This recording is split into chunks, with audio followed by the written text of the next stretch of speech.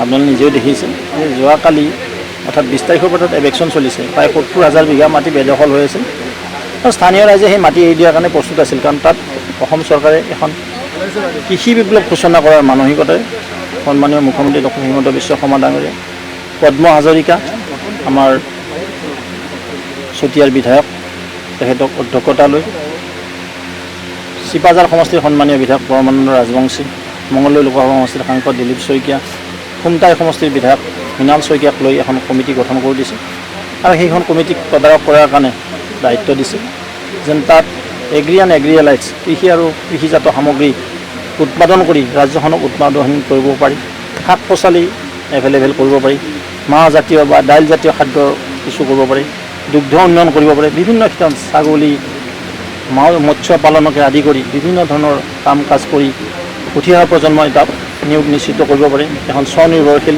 আৰু আত্মনিৰ্ভৰশীল অসম গঢ়াৰ মানসিকতাৰে প্ৰায় 9 কোটি টকাও যোৱা বাজেটত ধৰা হৈছে। কিন্তু মাটিটো আপোনালোকে সকলোৱে গম পায়, কিছুমান বিভিন্ন স্থানৰ ব্যক্তি আহি বেদখল কৰি আছিল। এই বেদখল কৰা মাটিৰ কাৰণে তেওঁলোকক নটিচ দিয়া হৈছিল।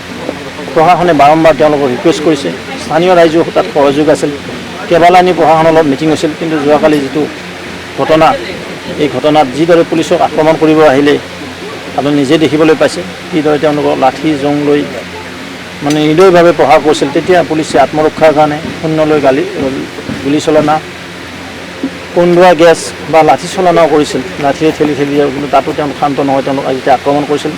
11জনকৈ পুলিচ কৰ্মচাৰী বা মানে আৰক্ষী জোৱান তাত আহত হৈছে, এজন কি দুজন সংকটজনক অৱস্থা। আৰু তেনে মুহূৰ্তত তেওঁলোকে নিজক বচোৱাৰ কাৰণে, চেল্ফ ডিফেন্সৰ কাৰণে তেওঁলোকে গুলী কৰিবলৈ বাধ্য হৈছিল আৰু যাৰ কাৰণে 2জন ব্যক্তি তাত থিতাতে নিহত হৈছিল আৰু কেইবাজনো আহত হৈছিল।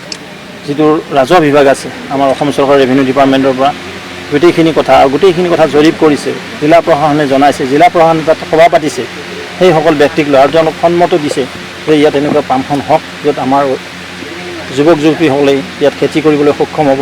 কিন্তু তাৰপিছত এচাম অসাধু ব্যক্তিয়ে উদ্দেশ্য প্ৰণোদিতভাৱে আৰু কিছু তীব্ৰ আতংকময় পৰিৱেশ কৰি সেই সমাজখনক বিপথে পৰিচালিত কৰাৰ লগতে চৰকাৰৰ যিটো আঁচনিটো ফেইল কৰাৰ কাৰণে আৰু লগতে সেই 70,000 বিঘা মাটি যে বেদখলমুক্ত হৈছে এইটো যেন বানচাল হয় তাৰ কাৰণে কিছু প্ৰয়াস কৰি কালি এনেকুৱা ঘটনা ঘটাইছে।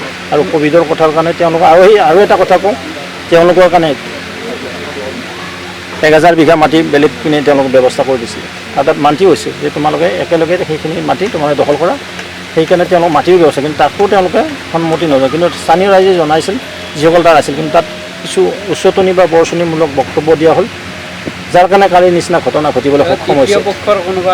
নিশ্চিতভাৱে তৃতীয় পক্ষ আছে, তৃতীয় পক্ষ নাথাকিলে কালি সেই ঘটনা নঘটিলে, কাৰণ তাৰ স্থানীয় ৰাইজে সন্মতি আছিলে তেওঁলোকৰ মাটিখিনি এৰি দিয়াৰ কাৰণে, যাৰ কাৰণে প্ৰশাসনে 20 তাৰিখৰ পৰা এভেকশ্যন কৰিছিল। প্ৰায় 6000 বিঘা মাটি ইতিমধ্যে বেদখলমুক্ত কৰিছিল, যোৱাকালি 4000 বিঘা কৰিছে, প্ৰায় 10000 বিঘা মাটি ইতিমধ্যে বেদখলমুক্ত হৈছে। মই ভাবোঁ 70000 বিঘা মাটিয়ে বেদখলমুক্ত হ'ব। মাননীয় মুখ্যমন্ত্ৰী মোৰ ষ্ট্ৰিক্ট নিৰ্দেশনা আছে। অকল সেয়াই নহয়, অসমৰ বিভিন্ন প্ৰান্তত যিবিলাক মাটি বেদখল হৈ আছে সেই বেদখল মাটি মুক্ত হ'ব লাগে। উঠি অহা প্ৰজন্মৰ আমাৰ শিক্ষিত যুৱক যুৱতীসকলে সেইবিলাক ঠাইত নিজকে আত্মসংস্থাপন কৰক।